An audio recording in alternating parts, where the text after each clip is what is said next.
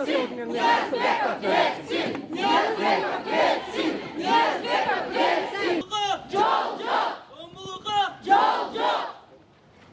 adiletli olsun. Sottlar adiletli olsun.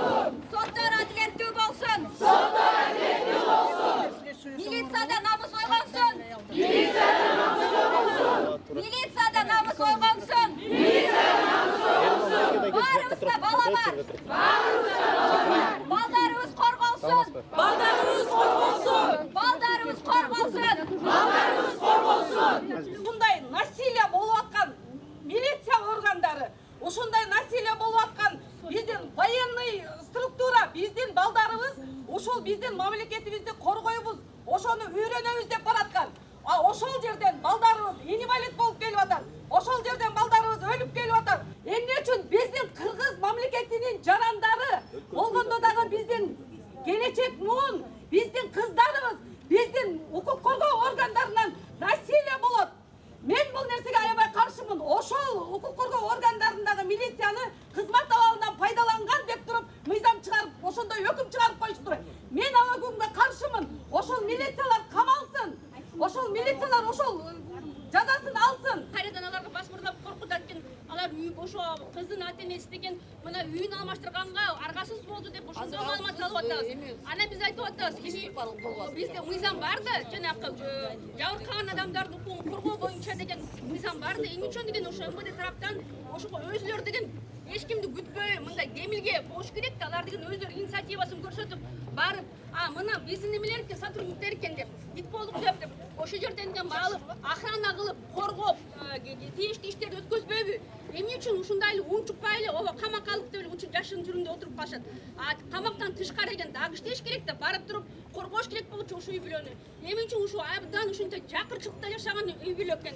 Эмне үчүн ошолорду кордоп, улам адвокаттарды алмаштырганга аргасыз болуп алар, каражаты жок болуп, атасы деген бияктагы жакырчылыктан барып миграцияга барып иштеп жүрсө деген ушул жерде кызын ушундай ит кылып атат.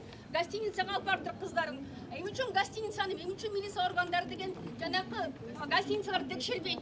Эмне үчүн ошол гостиницанын ээси кичине кызды, өспүрүм кызды ошол жака сүйрөп бараткан жеринен эмне үчүн милицияга деген арыз бербейт? Эмне үчүн сигнал бербейт?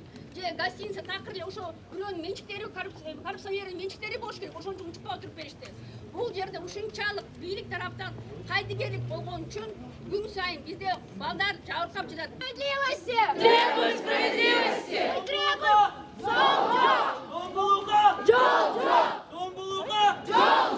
Официальное законодательство Кыргызской Республики должно обеспечивать права по защите детей.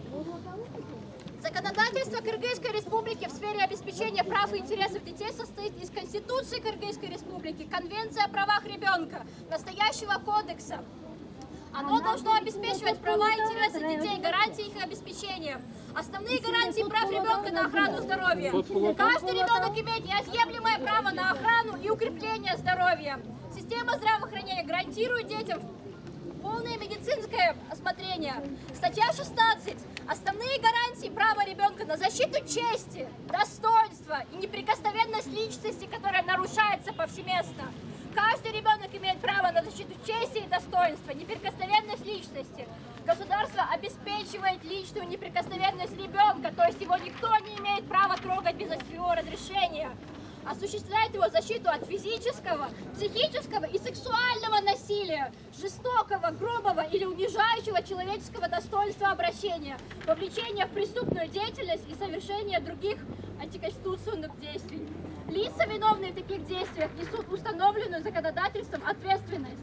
Вторая часть. Посягательство на честь и достоинство ребенка лицами, обязанными его защищать, также карается законом. Это то, что должна обеспечивать Конституция Кыргызской Республики.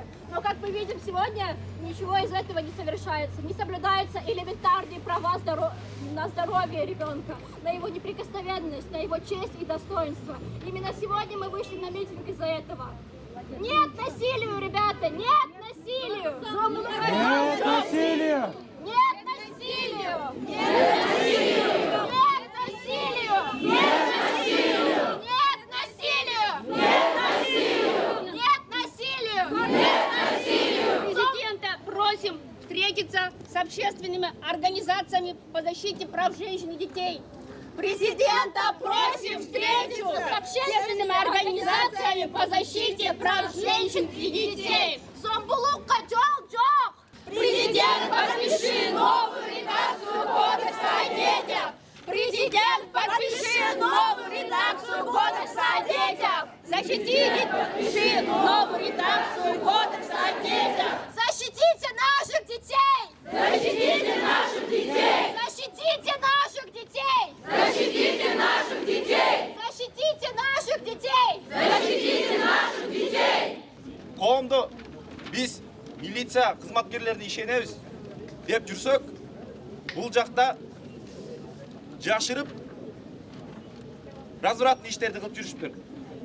Биз коомчулук МВДнын ИИМдин милициясы ИИМдин министрин отставкага кетишин талап кылабыз. Анткени себеби Айзаданын өлүмүнөн кийин эле отставкага кетиш керек эле. Андан бери жашырылып келаткан окуялар ачыкка чыгып атат. Дагы биз билбеген окуялар дагы бар. Эми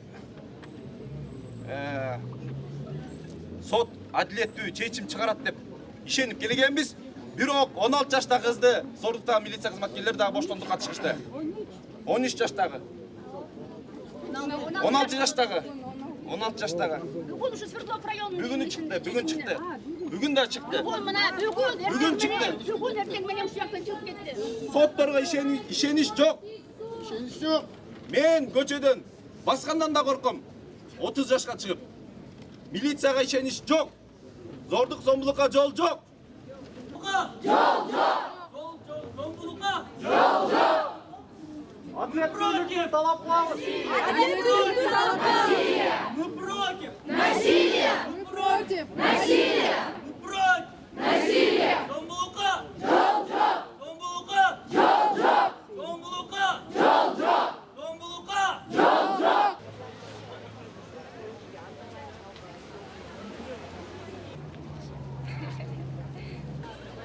Все, у него идет классно.